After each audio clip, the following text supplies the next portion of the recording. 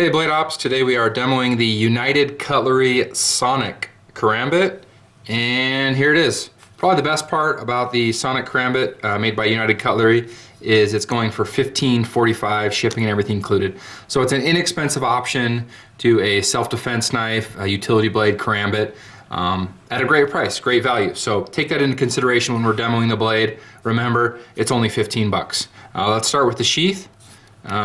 There is a little bit of rattle. I always check the sheath by holding onto the blade and rattling.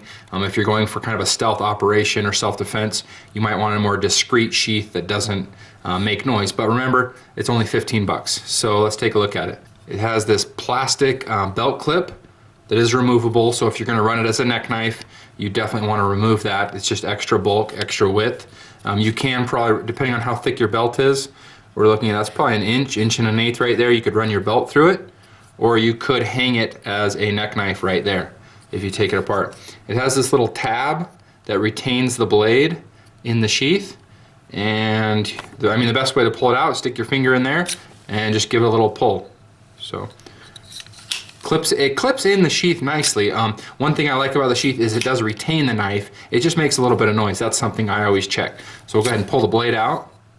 They make two colors. It's the black model and the stainless color.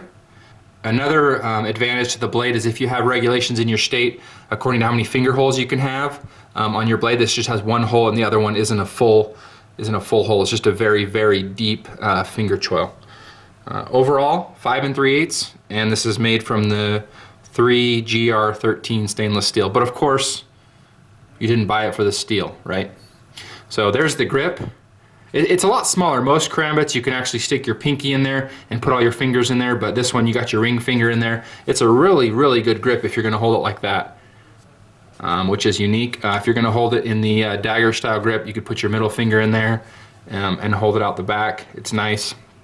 The blade is very, very slim. It's a slender point. It's 2 3/16 long. See, they're not very wide at all. It says undercover on the blade there. It's actually a pretty good design, if I don't say so myself. For $15, I think it's fairly well engineered. There's a little bit of jimping right here, some soft jimping on the back, and then also up on the spine if you're gonna hold it like this. If nothing else, it makes a great backup blade. Box cutter. I always love the Kerambit style blade for a box cutter. It's nice and light. You're looking at just barely over an ounce. We'll pull out the stainless model here.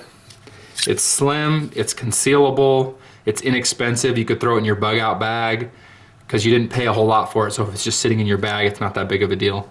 Overall, I think it makes a great self-defense tool, backup blade, but I'd love to know what you guys have to say about it. Check it out, the United Cutlery Sonic Kerambit. BladeOps.